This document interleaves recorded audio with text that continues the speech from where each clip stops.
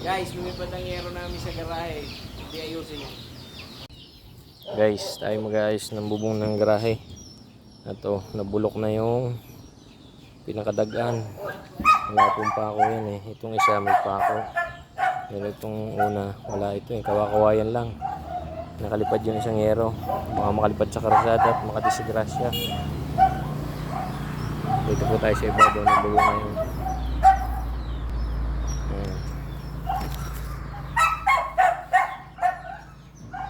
Sa ibabaw tayo ng bubong.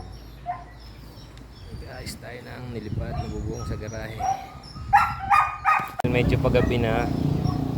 Samantagal muna ito, dadaganan ko muna ng gulong. Gusto natin ayusin ng tuga. Huwag lang makalipad. Kasi ayan, pansamantagal muna. Dahil gabi na, dinaganan muna natin ang dalawang gulong. Pagtilang-tila na talaga bago natin ayusin ng